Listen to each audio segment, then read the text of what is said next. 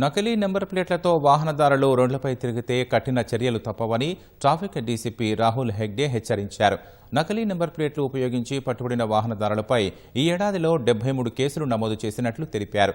Traffic చలానాల నుంచి తప్పించుకోవడానికి నకిలీ నెంబర్ ప్లేట్లను ఉపయోగిస్తున్న వాహనదారులపై క్రిమినల్ కేసులు నమోదు చేస్తామంటున్న ట్రాఫిక్ డీసీపీ రాహుల్ హెగ్డేతో మా ప్రతినిధి శ్రీనివాస్ ముఖాముఖి.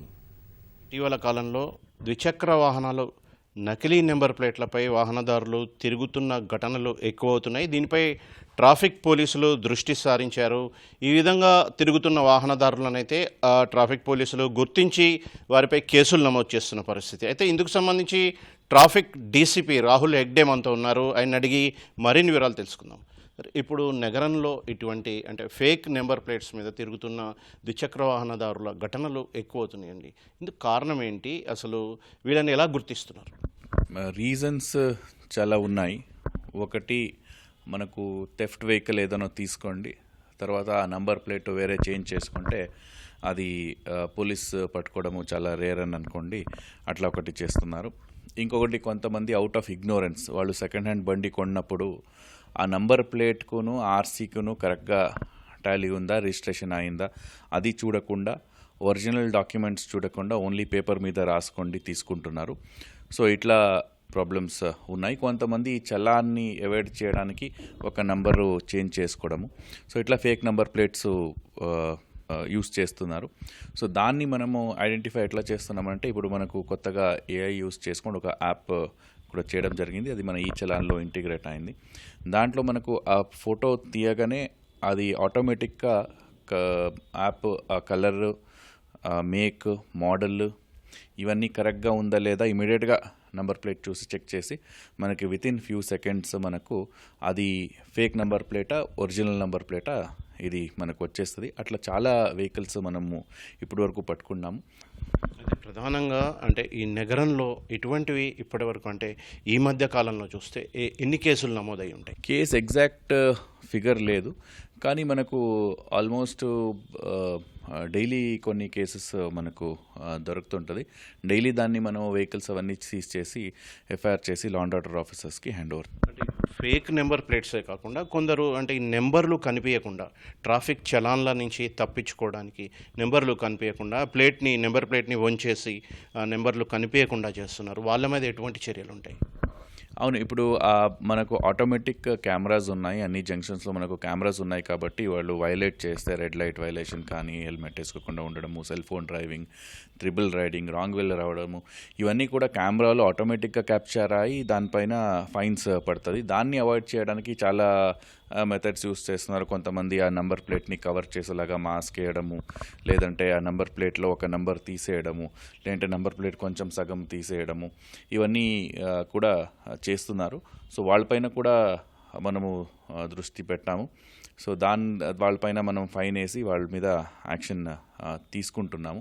అట్లనే కొంతమంది ఆ లైట్స్ వేయడం కూడా చేస్తారు. నంబర్ ప్లేట్ పైన కొంచెం లైట్ వేస్తే అది మన కెమెరాలో క్యాప్చర్ కాదని, కానీ దానికి కూడా టెక్నాలజీ ఇప్పుడు అడ్వాన్స్ అయింది, దాంట్లో కూడా మనం క్యాప్చర్ చేస్తున్నాము. అలాంటి ఎవరు నంబర్ ప్లేట్ ట్యాంపర్ చేయడము legal enforcement, law enforcement authorities నుంచి తప్పించుకోవచ్చు అని అనుకుంటారు. డెఫినెట్లీ అది పాసిబుల్ కాదు. మనము ఎప్పుడైనా వాళ్ళని పట్టుకుంటాం.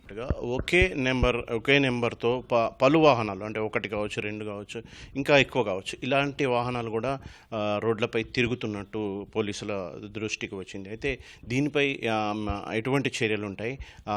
అసలు వాహనదారుడు ఎవరు అని ఏ విధంగా గుర్తిస్తారు? దీంట్లో కూడా మనకు రెగ్యులర్గా ఈ ఒక కంప్లైంట్స్ వస్తుంటుంది. ఏమవుతుందంటే, ఒక నంబర్ ప్లేట్లో ఒక నంబర్ చేంజ్ చేసినప్పుడు అది వేరే వాళ్ళ మీద ఉంటుంది. ఆ ఎవరు ఒరిజినల్ ఓనర్ ఉన్నారో మనకు ఫైన్స్ పడినప్పుడు వాళ్ళకి ఎస్ఎంఎస్ వెళ్తుంది. అప్పుడు ఆ ఒరిజినల్ ఓనర్స్ మన దగ్గర వచ్చి, ఇలాంటి వెహికల్ మనది కాదు, మీరు ఫైన్ పంపించిన ఫోటోలో ఉన్న వెహికల్కు నా ఓనర్షిప్లో ఉన్న వెహికల్కు డిఫరెంట్ ఉంది, కానీ వాళ్ళు మన నెంబర్ ప్లేటే యూస్ చేస్తున్నారని కంప్లైంట్ ఇస్తారు. దాన్ని బట్టి మనం దాన్ని ట్రేస్ చేసి, ఆ వెహికల్ని ట్రేస్ చేసి వాళ్ళ మీద కూడా క్రిమినల్ చర్యలు ఉంటుంది. వాళ్ళ మీద కూడా ఎఫ్ఐఆర్స్ చేస్తున్నాము. సో ఇట్లా ఎవరికైనా ఏమైనా నంబర్ ప్లేట్ రిలేటెడ్ ప్రాబ్లమ్స్ ఉంది, రాంగ్ ఫైన్స్ పడుతుంది, డెఫినెట్లీ మనకు అప్రోచ్ కావచ్చు. అంటే మొత్తంగా ఈ రకరకాల నిబంధనలు నెంబర్ ప్లేట్లకు సంబంధించి ఫేక్ నెంబర్ ప్లేట్స్ కావచ్చు, ఒకదానికి అమర్చుకోవడం కావచ్చు, ఇవన్నీ కూడా ఉల్లంఘిస్తున్న వారికి మీరు ఇచ్చే సూచనలు, సలహాలు ఏంటి?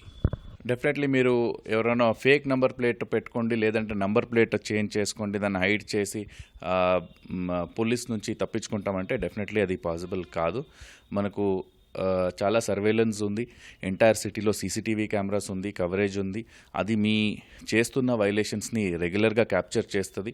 సో అట్లా ఎవరు కూడా అనుకోవద్దు. అండ్ ఈ number plate related wrong number plate పెట్టుకోవడం అదొక క్రిమినల్ అఫెన్స్.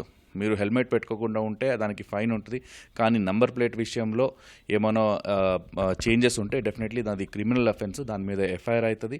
100% ఎఫ్ఐఆర్ అయిన తర్వాత దాని మీద అరెస్ట్, సీజ్, కోర్టుకి పంపేయడము ఇవన్నీ కూడా ఉంటుంది. సో ప్రజలు కూడా ఎవరు కూడా అలాంటి ఫేక్ నంబర్ ప్లేట్ పెట్టుకోవడం కానీ ఇంప్రాపర్ నంబర్ ప్లేట్ పెట్టుకోవడం కానీ దాన్ని చేయవద్దు.